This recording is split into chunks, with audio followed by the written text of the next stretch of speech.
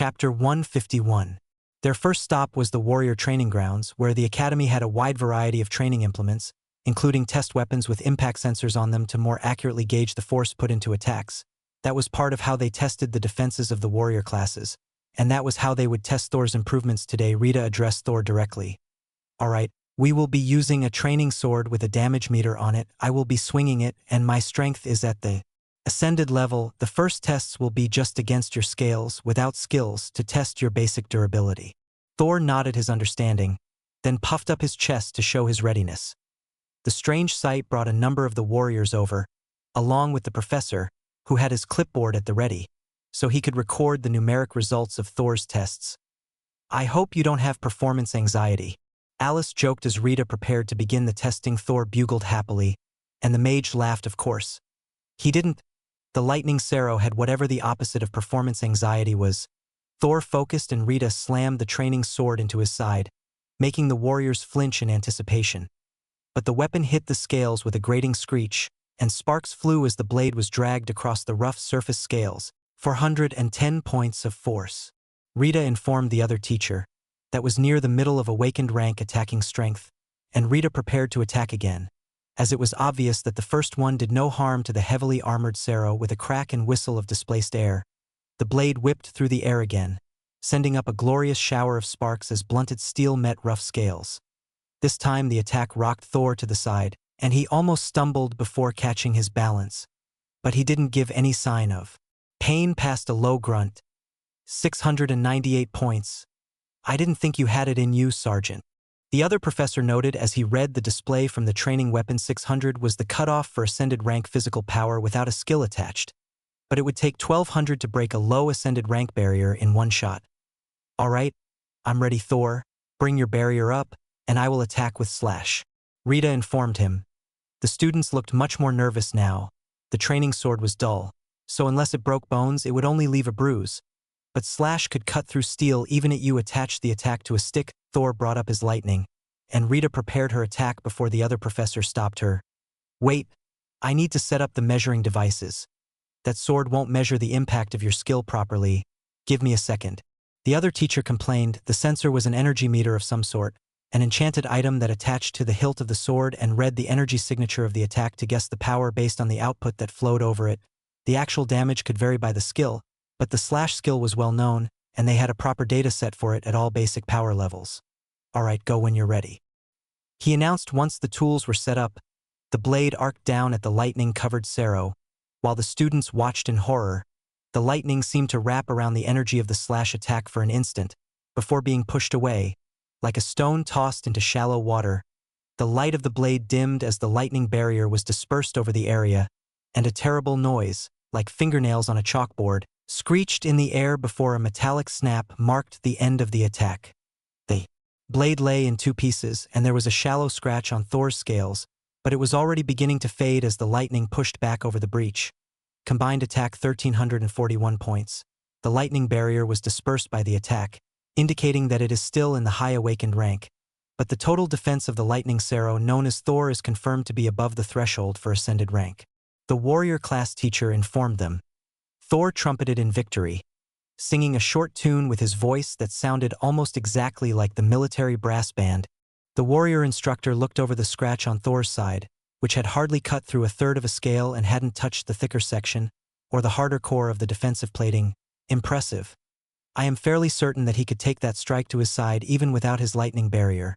If it was the harder armor of his protective ridge or his horns, it is doubtful that the attack would have much of an effect at all," he informed the gathered students. Most of the students sighed at the information that the Sero was fully capable of beating them to a pulp. His barrier was also his attack skill, and if it was at the upper awakened rank, then it was stronger than any defensive skills that they had, while they would be completely incapable of injuring him. "Are we going to test the others before they go to their training?" Daniel asked after giving Thor a friendly pat on the head ridge. "We might as well. Do you have the defensive barriers for the ranged attack skills with you?" Rita asked the warrior class teacher. "Of course. They live in the storage unit right there. Do you want me to get them set up?" "I thought we had already determined Thor's ability," he replied. "We've still got to test Ray and Hawk's attack skills. We know they're not the most durable of monsters, and neither knows a comprehensive defensive ability, but their attack skills have been growing at a phenomenal rate. Rita explained. The students started to get excited. They got to see Hawk in action all the time, when he was messing with the mages on the other side of the training grounds, but very few had seen Ray at all, much less having seen her using her skills. The teacher tasked a group to bring out the official testing gear and gave a sad look at the broken training sword. Those are supposed to hold up to ascended rank attacks. I guess they do have an expiration date. He sighed. Rita shook her head. I think it was the vibration from scraping over the scales that caused the failure. The sword was vibrating like a tuning fork in my hands when I made contact, and that is likely what shattered the blade. The teacher made a note and smiled. Now that is an interesting side effect. Thor, do you mind if I test something? Thor made a gesture that everyone took as a shrug, and the teacher took out a long metal staff. He simply set it on Thor's back once the Sero took down the lightning barrier, and then rapidly pulled it toward himself. The same screech filled the air, but at a slightly different tone that sounded much more like an angle grinder on plate. Steel sparks showered the area, and Carl watched as the staff vibrated in the teacher's hand. Then he turned the formerly round object over and gave an impressed whistle as he viewed the flat underside. Then they took out a small bag and gathered the metal filings from Thor's scales and went back to taking notes. That is incredible. The scales are harder than the chromoly alloy that we use for weapons, and the rough surface shreds them like a grinder. I am a commander rank warrior from the second-year batch, and even I have rarely seen such an effective tool. He informed the group. That would make him about 24, Carl noted. He looked older, but not by much, and Carl should have realized that he was one of the divine injection elites. But somehow, his mind kept associating the teachers with the rare magical warriors and mages that came before the injections. Alright, now that my curiosity is sated, let's call out Ray and Hawk to see what they can do. Is a simple attack on our sensor plate enough for them, or should we get out some fancier targets? The teacher asked. Rita gave Carl a look that said to be happy with the official testing plates and not to get the urge to show off, but she was way behind, and both Hawk and Ray were already thinking of ways that they could upstage Thor and look more impressive for the crowd. Chapter 152.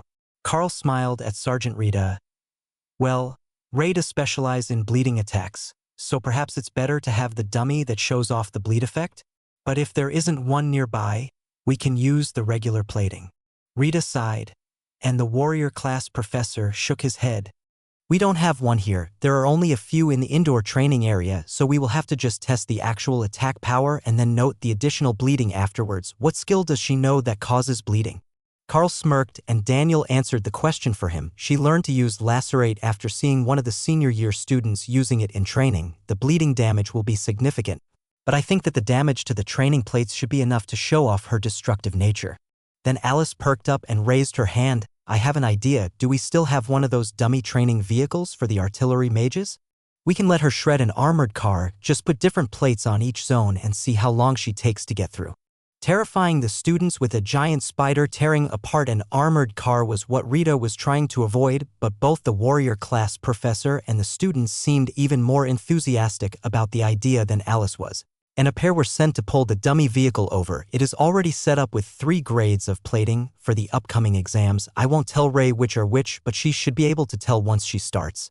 The warrior explained. The vehicle was just a shell with detachable plates and didn't quite look like a functional vehicle, but it was close enough for the purposes of training, and they had even put a test mannequin in the driver's seat. The vehicle was blocked in place with tire chocks, and the teacher gestured toward it. If you can call Ray out, we will be able to test impact force from the sensors on the back of the plates and cutting force from the damage done to the plates themselves. Hawk thought that sounded pretty good as well. He wouldn't mind chopping up an armored vehicle, so he would go after Ray and finish off the damaged target. Don't destroy it too badly. The chassis needs to be reused for the testing of others. We will have to let them replace the plates or find another target before you can play with it. Carl warned him. You're no fun. Why does everyone else get to show off? Hawk complained. You will get your turn, just probably not to turn the armored car into scrap, since the warriors still need that one. Carl tried to calm him. I won't forget. If I can't eat the target, it should at least be fun. Ray faded from her normal matte black with red lower legs to the mottled green and brown of the armored car, matching herself to the camouflage pattern on the vehicle. The effect made the students smile, but when the teacher gave her the nod of readiness and Ray launched herself at it, tearing the hood off immediately and discarding it to punch an armored foreleg through the windshield and bite a chunk of roof plating off, the amusement turned to horror. Within seconds, most of the plating was destroyed. The doors had been torn off their hinges, and even the ascended rank plating was dented and bent far enough for her to tear it off the vehicle. Ray hopped off the armored car with the driver dummy in her mandibles as a sign of victory, and the students cheered. That was insane. I used to have a cat that went crazy when the food was brought out. This was a bit like that, except Ray actually peeled the can open to get to the food inside. One of the warriors noted. One of the others shuddered. That wasn't a mental image that I needed. Did you know that spiders usually eat their prey alive? Ray nodded happily, and a number of the other students backed away. It's their instinct. Fresh food is best, and you can't get any more fresh than that. Carl explained, and if you start while they're alive, they will sing for you as you eat. Ray added, I'm not telling them that. The warrior class teacher gave a rueful look at the mangled vehicle. Some of those armor plates weighed over 100 kilos. And they had been tossed around like bits of tin as Ray looked for the best way into the vehicle. Maximum combined attack power is exactly 1,500 points. That is well into ascended rank attack power. I did notice that the attack force increased as the assault went on. Does she need time to build up her attack power? The teacher asked after a moment to check the numbers. Only the first time. One of her skills is adaptive, so after she has learned the most effective way to destroy a target, she won't have to do it again. But this is the first time she has faced an armored car. Carl explained. So, we just taught her to tear apart an armored car, and the next time she does, she will start where she finished this time? The professor asked in response. Ray shot out one armored forelum, and the whole vehicle rocked up on 2 wheels as she punched a hole in one of the remaining plates. I will take that as a yes. 1,453 points. The warrior laughed. Then the professor turned to the crowd. Can anyone suggest a more effective method of getting the driver out of the vehicle? Thor flicked his head and stomped his feet, earning a pat from the teacher. That is one way. If you flip it over and attack from the underside, you can get in more easily, as the floor pan is only 1 plate. He agreed. Or you could start with cutting the hinges and pulling the door off instead of destroying the armor. One of the students asked. That's another possibility. Hawk exited the space and took flight overhead, then sprayed a plume of flame at the vehicle, letting it stop short of actually making contact, as Carl had told him not to destroy it. The teacher shook his head. Well, I suppose that is right as well. If you set the car on fire, he will come out of his own free will. One of the warriors in this group had been with Carl on the away mission, and he took out the flaming sword he had gotten as a reward. That would do it, but first you need to penetrate the vehicle unless you are going to attack the fuel tank through its armor plating. The teacher reminded him. One of the warriors walked over to the armored car and pulled up the front. Even with half the plates laying on the ground around the vehicle, he still couldn't lift it. Can even Thor flip this thing at a dead stop? He asked. Thor put his upper pair of horns under the floor and lifted it until the wheels came off the ground. Then stepped back. Point taken. Warrior strength and monster strength are not the same thing. Alice waited for the boy to step back and then cast layered barriers over the armored car. Hawk, how about we see how long it takes you to get to the car? Some of the sensors are still set up to record your attack power, so you can show off for us.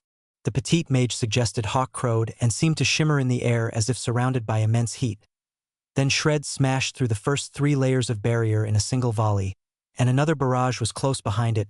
The 4th and 5th barriers went down as Hawk dove and spit out a fireball that engulfed the area, taking out the 6th barrier with ease. The 7th was covered in flames from the attack, and when Hawk hit it with a twin barrage of rend, the barrier broke and the last of the 6 rend slashes hit the truck. Top attack power recorded as 1,290 ascended rank energy, and from the damage to the barriers, I will say that it was comfortably over the ascended rank combined attack power. The warrior's professor noted. It was the multiple ascended rank attacks at once are truly impressive in their total output. Alice agreed. Then Alice let out a stream of water that put out the burning grass, and Hawk cast her a suspicious look. Oh, don't glare at me like that.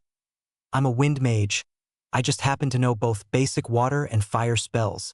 She informed the bird. Hawk grumbled as he continued to fly, then glided over to where the mages were practicing to take out his annoyance on the water mages in that class. Inside joke, the warrior professor asked. Hawk has a vendetta against water magic for flowing around rend attacks. Carl explained to the warrior's teacher. He's a unique one, for sure, but it looks like he has the tools to deal with them now. All right, everyone, enough gawking, get back to work. You're already behind the friendly Sero. and you're not going to catch up without hard work. The professor insisted. Chasing his students back to their training stations, Carl gestured toward the Berserker area. Thor, you can go practice Earthquake as well. We will work on a plan to build up your lightning soon. Don't worry about it and just keep working on your skills. One of the students frowned at them as Carl sent the other two pets away. If you say that Ray will be testing our guard skills, I am going to suffer a sudden illness that requires me to recover in my room for the day. He insisted. Chapter 153. Carl laughed at the horror of the warriors, thinking that they would have to face Ray in combat. These were all first-year students. There wasn't even a faint possibility that they would be able to deal with that sort of attack. Even if offensive optimization wasn't a passive effect, they wouldn't stand a chance against her strength, and Ray wasn't one of the more physically overwhelming monsters. Rita shook her head. No, we won't do that to you. Ray is going to practice her bleed effect. Optimization, and then we have to prepare Carl for an away trip. Only one of the students here knew that Carl had just gotten back from a trip, and he was more than a little jealous, but as strong as the pets were now, he would probably be heading out with an ascended rank group to try to solidify his gains and get himself recognized as an ascended elite during the end of the semester exams. The speed of his growth was far beyond what anyone would call reasonable, and even the speed of his pet's growth was crazy. The Windspeed Hawk wasn't full-grown for over a year, and the Lightning Sparrow shouldn't be full-grown until 3 years old, but Thor was most of the way there already. He actually had far less than Ray to improve until he reached his expected maximum power. Now that his body had received such a significant gain from the Drake Scale potions and he was well over half-grown already, Ray was closer to her adult size, but fortunately for the armored car, not so close to her maximum strength. Finding a resource that would allow her to increase her power would be a difficult task, but Carl was certain that at some point they would find something that she simply must have. It had been that way with the others. When they found the best resources for their growth, they knew it, so he just had to keep looking. And they would find a way to help Ray break through her limits once she reached them. Rita led the group away from the warrior training, and Ray returned to her web to have a little nap and dream of tearing apart armored vehicles. The two Bureau agents were a bit too relaxed right now, and they couldn't have known about the actual attack power of the pets, so Carl assumed that it was a front for the eagerness to tell him something. They were all excellent at hiding their emotions. But the fact that they were doing it when there was no obvious reason for them to be doing it was also a tell, in that it let Carl know that there was something that he was missing. Rita led them to a classroom where the remainder of the Bureau of Elite Development team was already waiting, along with Dana and 2 older soldiers that Carl didn't know. Colonel Valerie addressed the group. Good, the last of our people are here. I have been made aware that there was a need for some practical experience, so I have arranged another mission for you too. There are constant monster problems in the Golden Dragon Nation, that's no secret to anyone. But now that you are both on the stronger side of awakened as elites, the defense against those monster attacks are part of your responsibilities. Normally, the students only get to apply for a lottery to deal with issues in this immediate region, but we have noticed a larger issue further from the major population centers. It is our suspicion that there is an overloaded dungeon or an active portal somewhere in the region, and we haven't found it yet, so someone needs to deal with the overflow of monsters that are appearing every day, and the regular duty soldiers would greatly appreciate a short leave. With that in mind, we have volunteered you two, as well as a combined team of professional exterminators and a team from the church to fill in for them. Carl was speechless. There were monsters just appearing every single day? What sort of insane scenario was that? But when he thought about it for a while, the elites had been constantly killing monsters for a decade, and the army had been killing them even longer than that. While their numbers never really went down, most of the continent was wilderness. That was undeniable, but the monsters shouldn't have been breeding fast enough to remain an issue, so we will be working in a large team to clear the area. Or to search for the source? Carl asked. Colonel Valerie shook her head. No, you will be working in small groups to control the monster population while you hunt for the source. The primary goal is to be population control. The military has been unsuccessfully searching the area for months, so our thought is that the source is underground or otherwise hidden from us, so the priority is keeping the population from growing enough that it will be a threat to the nearby towns. She explained. Carl looked at the 2 soldiers who smiled back. We are the helicopter pilots. We will be taking you to the rest of the team this afternoon. Now, I believe that someone said you have beasts on your team. How much space do they need? And do they need containment while flying? Carl shook his head. I am able to hold them in a separate space, and they are no threat while flying. If there are no other students going, then you only need seats for the 2 of us. Colonel Valerie cleared her throat. There will be others going with you, for senior teams are looking for resources in that general vicinity. They will be dropped first. And then you will be deposited with your teams and the flight will return to base awaiting the call to recover successful mission teams. Dana took out a notepad and a pen. At least there won't be any wasted space. What do we know about the monsters in the area?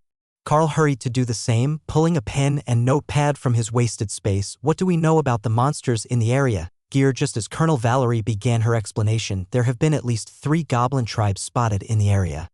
We have reports of roaming ogres and trolls and an unconfirmed report that there might be an Etten mage in the vicinity. Strengths have varied, with most of the goblins being on the low common grade range, but the ogres and trolls are all awakened rank.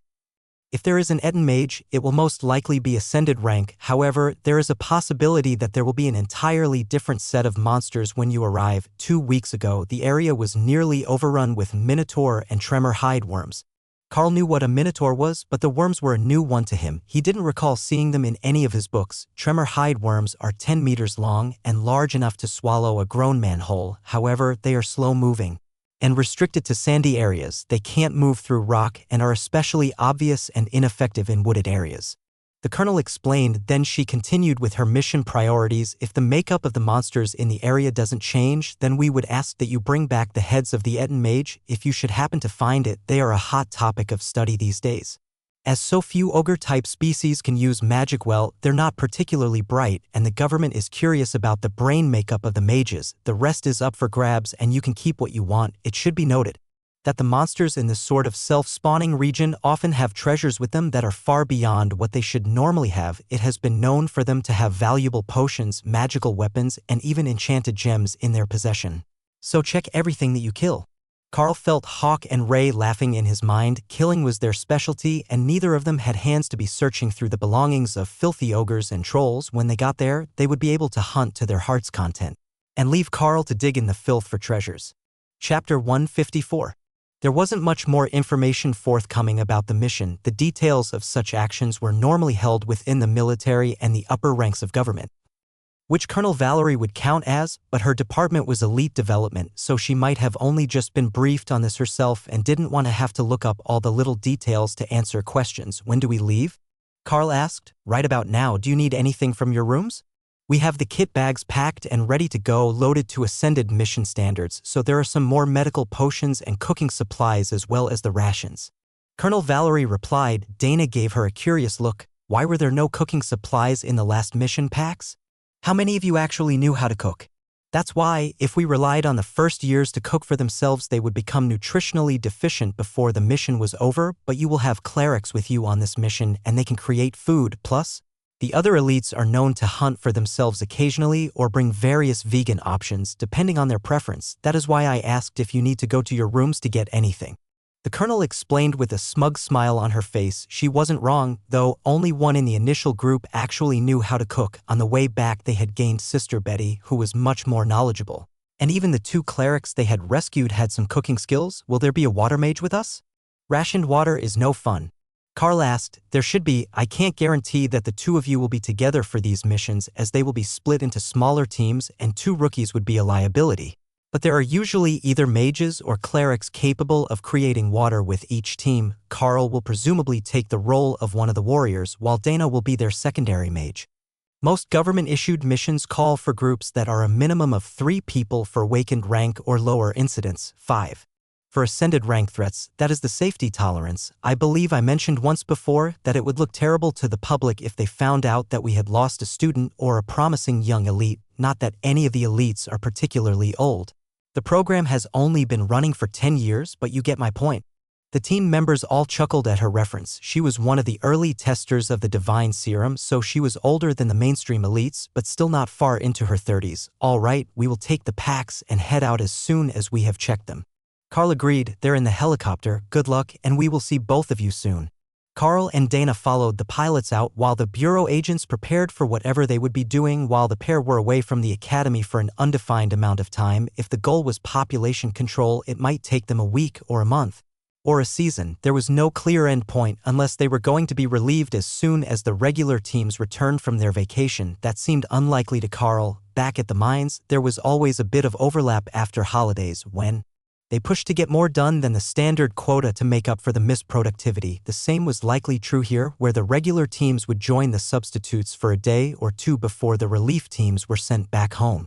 Carl called the beasts back into their spaces, interrupting their training, but for a good reason. Thor was a bit disappointed that he had to stop playing so soon, but he would get to see new places, so it was a fair trade in his mind. Hawk had no problem returning. The mages hadn't come up with any new strategies since yesterday. Anyhow, each of the helicopters had 20 students already in them when they arrived, and the pilots pulled Carl and Dana towards separate rides to grab their gear. Carl waved goodbye to the mage as he wondered when they would next see each other, but the door closed as soon as he had his pack and had taken his seat. The pilots weren't waiting anymore and headed straight out to their first destinations, the Berserker. Beside Carl smiled and patted him on the shoulder. The face was familiar, and Carl realized that he knew him from earthquake training. "What are you doing alone on a helicopter? Are you assigned to join one of the teams?"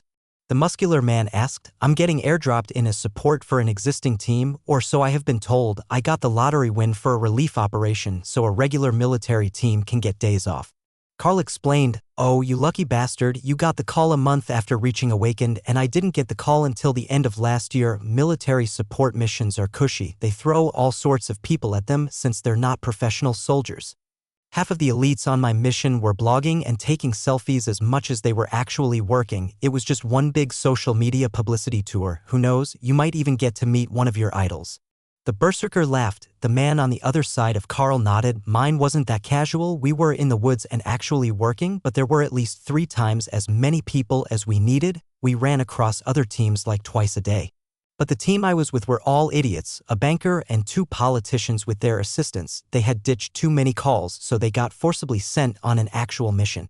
Neither of those options sounded much like what Carl had heard from the colonel, but there was a chance that they were right. She had said that they would be joining a team because the regular one was on days off. But she didn't explicitly state the quality of the team that they would join. For Dana's sake, she hoped they were a good team. He could rely on Hawk and the others, but she was somewhat squishy, warm too, and soft. Carl caught his wandering thoughts and looked out the window before. The Berserker realized he had lost track of the conversation. The others were all talking about the various missions that they had been on, so nobody expected Carl to fill in much. As a first year, he wouldn't have been out much. No matter how strong he had gotten, the best advice I can give you is not to piss off the healer. They might seem all righteous and such, but when shit hits the fan and they have to pick who they heal and who has to suffer and hope they survive until the next spell comes in, you know it's not the group's jerk that gets priority. One of the warriors laughed. The mage next to him laughed. "You learned that the hard way. You had a broken leg for all of a lunch break because the healer was too tired for one more spell until after they ate." The warrior nodded solemnly. It was an important learning experience. "You're a slow learner, though. Didn't Sister Betty punch you in the face just 2 days ago?" One of the other warriors asked. "Hey, she's not our healer, and I was very sincere in my intentions." The warrior defended himself. Carl laughed. "You should be careful. She's stronger than she looks. She rode to the academy from the seminary with my team after our last mission." Chapter 155.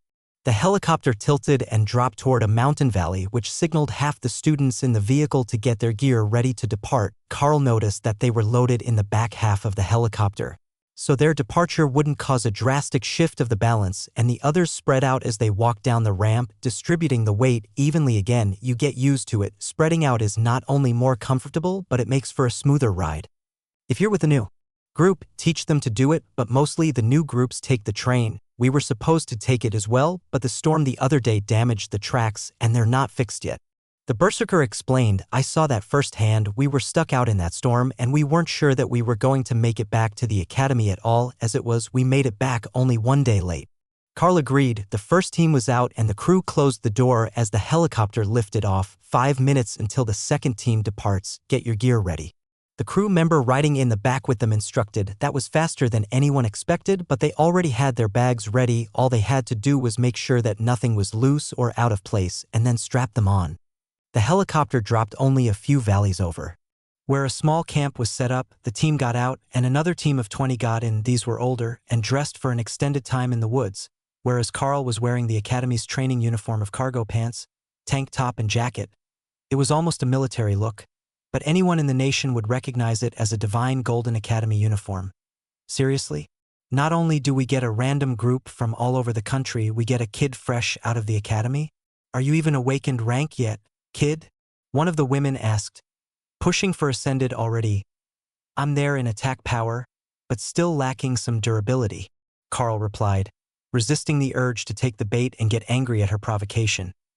The woman rolled her eyes and snapped a punch at his face. Carl reacted instinctively and raised the lightning barrier, which her hand hit with a crackle of energy. Oh, I like this kid. Didn't even flinch. The man beside the irritable woman laughed.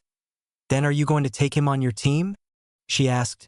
Yeah, I will take him. If he has ascended rank attack power and a lightning shield, he's not going to be a liability. But there's something about the look in his eyes. They're not natural, obviously, but they've got that placid look that large monsters give you, like they know you can't do a damn thing to them. The woman just rolled her eyes, and the group started to split up into teams. They ended up with 7 groups of 3, and Carl moved to join the ones he had been lumped in with. Carl, awakened rank Beastmaster. He introduced himself. Bob and Doug Mackenzie.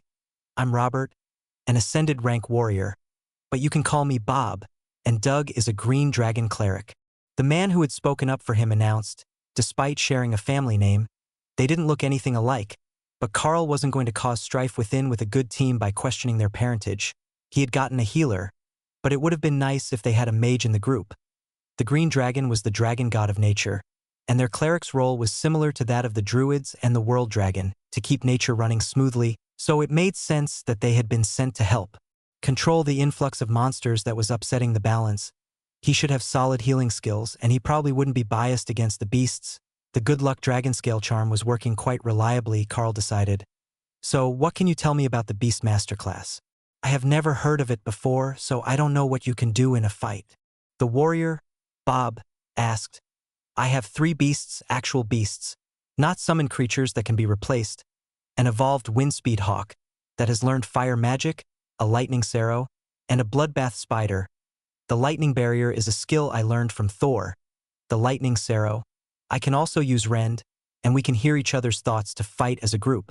Carl explained. Doug smiled, and his face suddenly looked much younger than it had a moment ago under his mop of black curls. Now, we must be in luck. We got extra team members. It's always better not to be outnumbered, don't worry. We will take good care of your partners. Are they all awakened rank or higher? Or is one of them still young? He asked. They're all still young, but they're all at awakened rank in body or better. Hawk and Ray. The bloodbath spider aren't exactly tanks, but they are fast and agile. Are you familiar with the species? Carl asked. Bob nodded. Yeah, it's going to be a bit freaky having them around, but Doug is good with things like that. The flight was silent for a few minutes, and then the crew alerted them that they were going to be landing again. The other helicopter was visible in the distance, so they were all working the same area, which was a relief to Carl, who could see 2 different camps set up near the river that ran through the area. Bob raised his voice so he could be heard over the helicopter. We will head for the hills. Our team should be well suited to the scouting of the more rugged areas. The crew member gave him a positive gesture. Zone 1 goes to the Mackenzie brothers and Carl. Call your preferences or I will pick them. The teams quickly picked zones to scout for the next few days, and Carl checked the fit of his pack, so it didn't get uncomfortable as they hiked. As they stepped off the helicopter, Carl saw that there were many more people waiting around the area, and a pair of girls with curly black hair that matched Doug's came over to pull the cleric into a hug. Meet our other 2 team members. Meet Donnie and Danny. Doug introduced the 2 smiling women. Don't tell me, Mackenzie, Carl replied. Right in one, we all volunteered to come when they announced the mission. The whole area has been upgraded to possible ascended rank threat, as we have gotten a confirmation of at least 1 Eton mage in the area. Everyone will be getting 2 more members for their team out of the ones who got here first. One of the identical twin women agreed. Carl looked between them with curiosity. What are the odds that 4 children from the same family would get picked by the serum? Bob laughed. Extremely low. I don't know of more than a few other siblings that are elites, though one of the test generation has a son who's in the academy now, but we should get going before the annoying ones want to hold an all-night strategy meeting where they think of reasons that they shouldn't be the ones going out to do the actual work. Chapter 156. Bob led them out of the encampment, past sharp-eyed guards, who were giving envious looks to their group with the twins. Most wouldn't realize right away that they were all siblings, other than Carl, so having not just 1 but 2 good-looking women with them would look like an envious situation. So, what are your specialties? Carl asked as they moved out of sight of the camp. We're both mages. I'm better with constructs, and Donnie is better with arcane barriers. Danny explained. They got a kilometer into the woods and Doug gestured to Carl. Call out your team. It's better that we have a chance to meet them in advance, even if they're resting until we're in the threat area. Carl called the three out, and Bob froze in place, staring at Ray. Donnie laughed. Oh, this should be fun. Bob is terrified of spiders. Even little ones? Is she friendly? Carl nodded. Generally. She's not always a people person. But Thor is friendly enough for two people, so it works out well. Ray laughed at that as Thor made his way to the cleric looking for attention. Hawk flapped up above them and sighed in relief at the chance to stretch his wings. What am I even looking for? He asked groups of monsters. There should be goblins, big goblins, ogres with two heads that use magic, trolls, and maybe something else, Carl explained. Knowing that Hawk hadn't paid any attention to the briefing, Carl sensed Hawk's dismay at the announcement. But he knew that Hawk wasn't afraid of goblins, and probably wasn't afraid of ogres either, considering how much fun he had harassing random bears, which were neither smaller nor weaker than the ogres were. Goblins smell terrible. But at least they will be easy to find, Hawk finally explained. That would explain his reluctance, but he was already off and scouting the area for threats. Hey, this mission is stupidly simple. They're right here. Just turn right a little and you will find them, Hawk informed Carl a few seconds later. Hawk says there are goblins just ahead to the right. I wasn't expecting them to be this close, but he says they're here. Carl explained quietly to the others. The mages looked startled and turned in the indicated direction. Seriously? We're barely out of sight of the camp. What are goblins doing this close to civilization? Our intelligence suggested that they first appear further into the mountains, and that is why we were going there to hunt for them. I only know what Hawk tells me. Should we go? Carl asked. Bob nodded. I will take point with the casters in the middle. You take the rear with the beasts protecting our flanks. You can have them move further from us so the goblins don't realize we're all together. I can smell them already. They're coming this way, Ray informed Carl. Split off and hide. Ambush when the time is right. Thor, move forward to fight beside Bob and protect the flank. The goblins are coming our way. Carl warned. The shouts of a goblin hunting squad became audible seconds later, and Carl took out his sword. He stepped off to the side, preparing to defend any attacks that might come from the left while Thor was on the right, but Doug shook his head. And Danny summoned 4 wood golems to encircle the casters. The cleric cast a spell on them and the wooden bodies turned more sturdy, strengthened by magic. The two of them had a system and worked well together. Then Donnie cast a barrier over everyone and they settled in for the goblin charge. A flurry of rend attacks came down from the sky as Hawk started his offensive, and then there was a shadow moving through the hunting squad like a whirlwind, throwing dismembered limbs in the air as the goblins screamed and tried in vain to run. What in the goddess name was that? One of the mages asked as Ray finished her work and retreated into the trees to wipe herself clean again. That would be Hawk attacking from above and Ray ambushing from the trees. They're just common rank monsters, so it wasn't a big deal for them to clear them out. I guess. Carl replied. The whole clearing was covered in dismembered goblins, and Carl hesitated. He had been reminded that they might have uncommonly good items on them, but Hawk was right. Goblins smelled terrible, especially the insides of them. The others seemed to be thinking the same thing as they all hesitated to get any closer. Time to do your part, don't miss any good stuff. Ray taunted him as Carl prepared to go loot the goblins. You could have at least left them intact, so I wouldn't have to check so many pieces. Carl complained. They're too squishy, they just blew apart when I hit them. I didn't want to use my mandibles in case something got in my mouth. You already made me drink that potion. I'm not eating goblin. Hawk chimed into the conversation. I see shiny things, metal shiny and gem shiny. I don't know if they're good things. Carl sighed and stepped forward, earning himself a curious look from the others. Hawk and Ray say that there are shiny things, both metal and gems. On the bodies, we should see if it's valuable or useful. The Bureau of Elite Development said that these are escaped from a spell and they might have loot that they wouldn't normally own. The other side then spread out in a line so they could clear out the bodies in one pass with as little contact as possible. I recommend that you grab a long stick, poke the bodies to open bags and search them. It might not find everything, but it's better than actually touching them. Doug, the green dragon cleric, suggested. Carl quickly grabbed a stick and got to work checking the bodies. He wasn't sure what was actually worth keeping, but his equipment had a fair bit of storage. And the first thing he found was a decent-sized leather pouch that could hold anything that he gathered. Then there were a few gold rings on one goblin, a quality steel dagger on another, a few scattered gemstones, and finally a golden necklace. Lay your loot out on the ground and I will purify it. Doug offered helpfully once they were all on the other side of the clearing, where Thor and Ray had joined them. Carl dumped everything out and then laid the bag on the ground with the rest of the loot. Well, that's interesting. The majority of this is just shiny metal and simple gems, but one of those rings is magical and the bag is also enchanted. Doug noted as he finished cleaning. Do you know what enchantment? Carl asked. I know that it's not a curse, but that's not my area of expertise. We will have to have it identified by the spell crafters when we return. They will know what it does. The cleric explained. Carl shrugged and dumped the loot back into the bag, which he hung by its straps from his belt. If they were going to keep gathering from goblin bodies, he would keep it there instead of stuffing it in his pack next to his food and spare clothes. The bag wasn't particularly large, but it would hold a half-dozen hauls like this as long as he didn't keep picking up more weapons. He wrapped the dagger in freshly purified cloth and stuffed it in the bag as the decoration. Was pretty. And if he could find a scabbard for it, he would keep it with him. Should we burn the bodies? Carl asked the others. Bob shook his head. The risk of a forest fire is too high. They will decompose quickly out here if the other monsters don't eat them. Chapter 157. With the goblins dead and the loot cleansed thanks to the efforts of their cleric, the group started moving toward their destination again, but in a much larger formation. Ray stayed in the trees nearby and Thor joined Bob at the front of the group. While the wood golems took up positions on the flanks and Carl brought up the rear of the convoy, nobody was saying anything, but it didn't feel unfriendly, more like it just wasn't necessary to say anything since everyone understood their roles.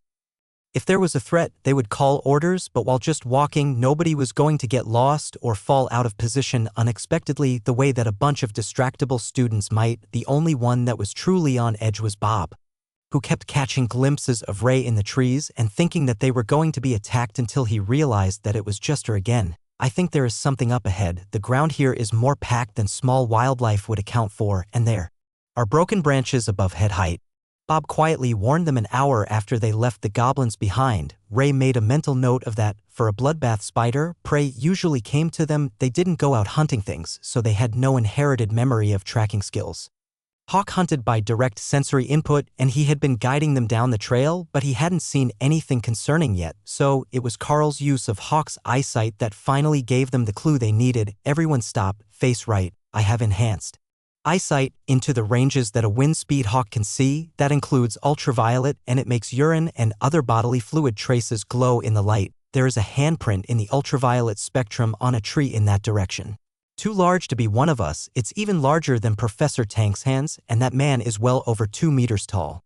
Carl whispered. I will go look. Hawk replied. He couldn't see the handprint from above as it was hidden under the canopy of the trees, but Hawk did his best to search for anything in the area anyhow. I think there is a cave up ahead.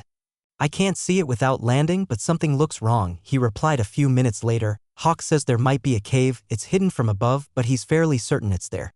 Carl explained. Bob nodded and led the team forward, following Carl's guidance every time he saw a sign of the large creature. Then, Carl started to see the telltale signs of goblins. Plenty of filth was visible to his enhanced eyesight, but it all stayed tight to the trees, where it wouldn't be seen from above. Bob noticed the signs only seconds after Carl did. I think they understand about the helicopters. They're hiding from overhead surveillance, but the goblins must have come past here in a large group. They might be under orders from the ogre we have been tracking as well. Goblins are cowards and ogres are lazy, so if an ogre comes across a goblin tribe, it will often threaten them to make them work for it.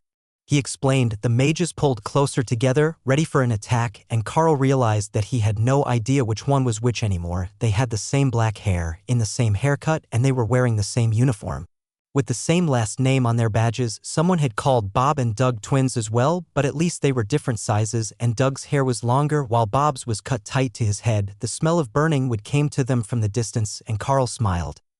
We found them. I smell campfire, so unless the forest is burning, there is someone up ahead, he whispered. Bob led them forward, with Thor doing his best to be silent beside the warrior, and they burst into a clearing with their weapons up. You vanished, Hawk complained, then dove under the tree line to join them and protect Carl.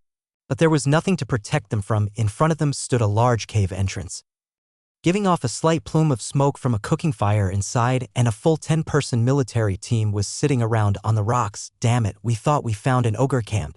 Bob sighed as he realized the situation. The warrior at the fire smiled at him. You did, but about 6 hours too late. We got 4 ogres and 15 goblins out of the cave. There should be more goblins nearby, but we are waiting for them to come back.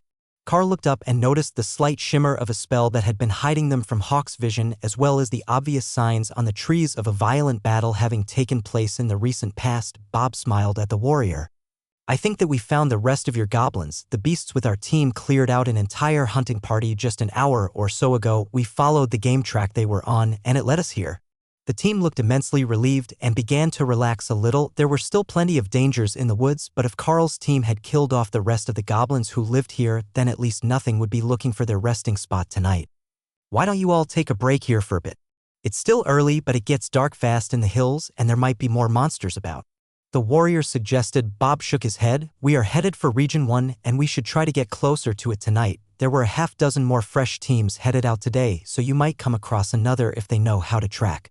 Try not to ambush them before realizing they are humans. The warrior nodded, and Bob gestured for his team to keep moving. Once they were another kilometer down the road, Bob turned back to the group. They are sitting in an empty ogre den. Something is going to notice that the ogre clan is gone soon. And then they will come looking to take over the cave. We will swing by there again on our way back and see what is moved in. He explained. Hawk returned to his patrols high in the sky once he realized that his senses had been tricked by magic, while Bob led them through the woods to a small river from his limited experience. Carl recalled that rivers should be a gathering point for monsters needing a drink, but the area was quiet, with only a few small tree animals. The rest had been scared off by the presence of Ray, who was still hiding in the trees, or by the noise that the group with Thor and the 4-tree golems was making. They weren't going to win any stealth awards today, but nobody was seeing signs of large monsters, and they weren't worried about the smaller native ones. Once we find a good way across the river, we will move into the hills and find a campsite for the night. Bob explained. It was only about 10 meters wide, but it looked fairly deep, and none of them were looking forward to getting soaked right before the sun went down in the mountains. I will make a bridge for you, Ray offered. Chapter 158. Ray will hook us up. Just give her a moment to work and she will have a way across the river. Carl explained to the others. She was already getting to work, attaching her web to trees on opposite sides of the river and creating a small, woven platform for them to cross. Then she added a handhold line up near shoulder height and darted across it to add a bit more securement to the other side. Bob gave the silk rope bridge a look of trepidation, but he stepped up onto it and easily balanced as he made his way across. The mages looked at the bridge and shook their heads. There is no way we're making it across that without dumping ourselves in the river. One of them, possibly Danny, informed Carl with a frown. What if we send your packs first? Or should I have Ray make more bridge for you? It's not going to fall in the water, Carl asked. Doug smirked as he relieved one of the mages of her pack and nimbly danced across the bridge, putting one foot in front of the other. They're just incredibly uncoordinated. Taking the packs from them is a good idea, but they still might not be able to walk a straight line. He taunted. I could throw them, Thor suggested. Hopefully it won't come down to having Thor toss you. How about you pass me your remaining pack and give it a try? The upper rope is sturdy. Just keep a good hold on it and you won't fall in the river, Carl offered. The remaining pack was handed to him, and the mage stepped up on the bridge, wobbling a little as she took her first few steps. But after that, she was getting the hang of it, and after a close call that left her hanging off the handrail for a moment, she made it to the other side. How is Thor going to make it to the other side? The remaining mage asked. He will just duck into the separate space where he rests, and then come out again when I'm on the other side. Carl laughed while imagining the sight of Thor trying to cross a single rope bridge. The mage carefully crossed the river, then Carl walked across behind her before turning back to the bridge. I suppose we should take that down unless we are going to need it to go back, or at least disable it so it doesn't let anything else cross the river, he suggested. Yeah, we could cut it and let it fall. Most creatures wouldn't be able to reuse it anyhow. How long will the silk last? Bob asked. Carl shrugged. As long as it needs to, I suppose. It normally doesn't dissolve or anything. Leave it. Someone else will need to get across the river soon, and they will likely be following the same trail that we are. We have to cross 2 more search areas before we get where we are going, and they will appreciate the ability to get across, well, at least after they realize that it isn't a trap by a giant spider to get them stuck in the middle of the river. Ray perked up at the suggestion. That was actually brilliant. Just a bit of sticky silk, and she could get them stuck right in the middle, where they would be out in the open and nearly helpless. but she resisted the urge to booby-trap the bridge and waited patiently for the group to continue. The sun was about to hit the mountains, and while it would be twilight for a few hours still, the direct light was about to end for the day. As we have Ray here, why don't we camp up in a tree tonight? It will be softer and safer than camping on the ground. And she is fast with the web. It isn't too draining, is it? Bob asked as the light began to fade, marking time to get their camp set up. Ray gave him what he took for an enthusiastic gesture, and Hawk informed her of a good tree nearby, with large wide branches that could be used to make a tree fort. She says it's not, and she's off to build us a camp in a spot that Hawk picked nearby. He says the tree has nice wide branches for a nest. Carl explained as the spider vanished. The mages smiled at Carl. You know, it's really handy having her around. Setting up camp is always the most annoying part of the day, and you usually end up having to sleep on rocks and tree roots, or out in the open where anything could see you. But being in the trees will limit the number of monsters that can get to us, and Ray should be able to make a decent canopy to keep the rain off and the bugs out. Ray was listening in from a distance and perked up at the mention of bugs. Do you think there are bugs big enough to eat here? I can make a sticky tent, she eagerly suggested. I can't say for sure, but we're in the right area for them. There might even be another giant beetle out here or some of the vampire flies, which are nearly as big as my forearm, Carl informed her. Ray started to alter her idea from just a platform to an awning tent that would enclose the area, trapping any bugs that tried to go for the team so she could eat them later. Carl led the team over to the chosen tree and saw that Ray had made them a ladder to climb up the 50 meters to where she had chosen to put their encampment in a large redwood tree overlooking a clearing. The view was incredible, and the tree towered over most of the others in the area, which would let them scout for enemies easily when the sun came back up. How far are we from our search area? Carl asked as they looked up into the tree. We should be right near the edge of it now. Let me double-check the map, but I believe that our area started just behind us. Bob replied. The mages smiled. That means we can keep this as our base camp until we've finished with the area. It takes ages to do a full search, and there are fresh monsters appearing every day, so even if we clean them out one day, we will have to start over the next, but with a good base camp, we can just keep scouting and returning to the same spot, without letting the monsters build up. Carl nodded in understanding. You hear that, Ray? This will be a regular spot, so feel free to make more webs in the area if you want to catch snacks. Bob sighed as he saw Ray start to spin more webs in the area, filling the treetops and linking them together into one large web. Did you have to tell her that?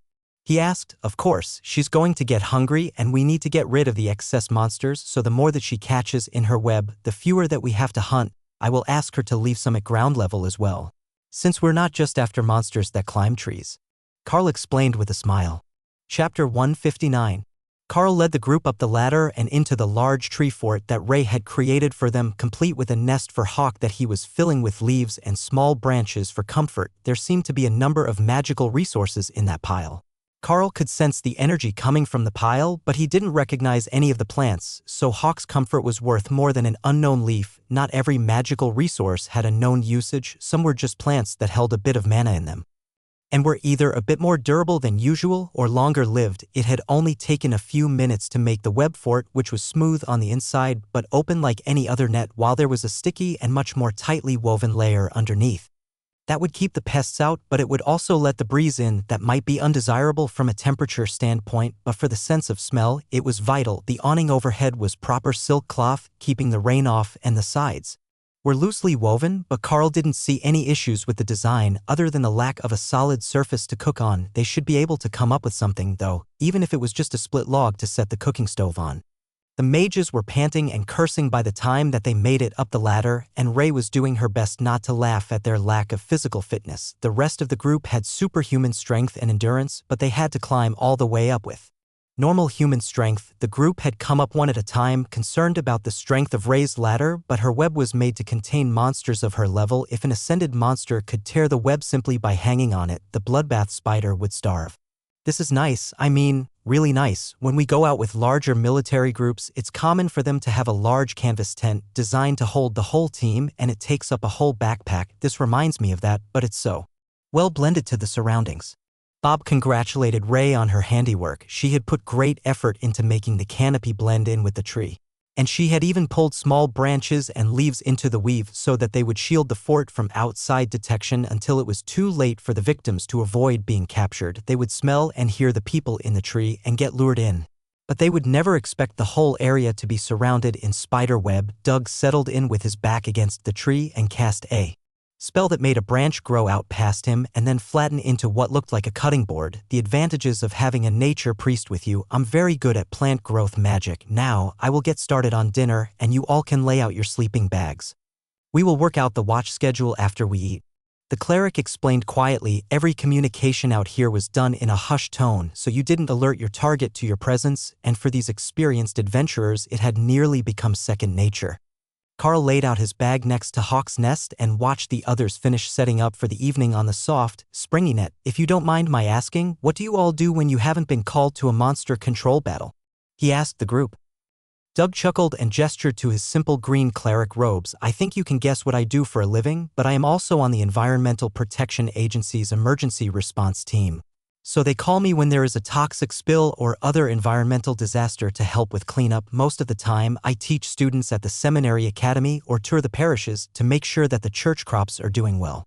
Bob just shrugged. This is what I do for a living. I am out here full-time, working on commission from the government. One of the twins gestured between the two of them. We work for a security company in the capital. I'm actually highly skilled with security cameras and all sorts of alarm systems.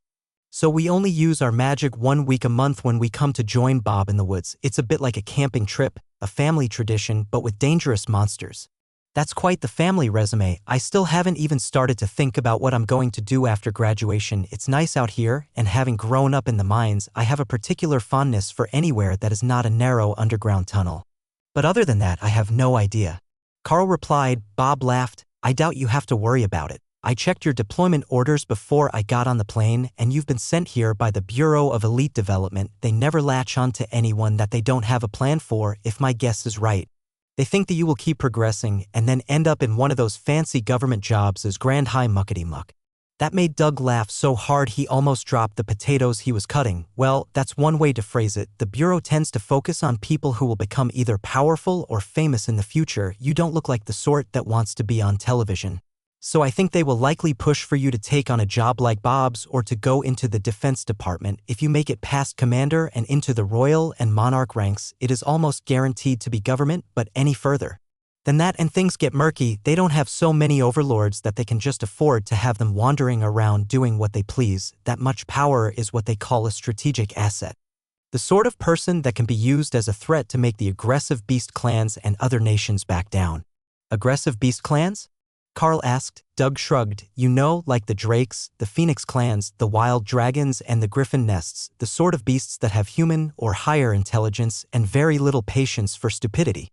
Hawk squawked with laughter at that. It was a wonderful description of the most powerful of magical beasts. Bob smiled at his brother as he added his opinion. It's not like they're at war with us, but every time someone does something that irritates them, we need to convince them not to go on a rampage to prevent it from happening again, especially the Drakes. They're incredibly irritable, and then there are the Drake Riders, who are a bunch of nut bars on a good day.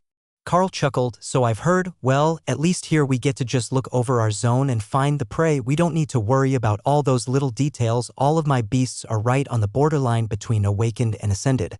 So with a bit more effort and a little push, we might manage to advance and get recognized as ascended during the next round of exams.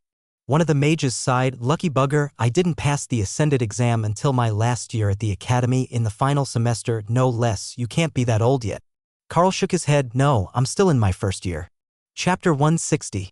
Everyone turned to stare at him when Carl made that announcement. Say that again? Did you just say that you're in the first year?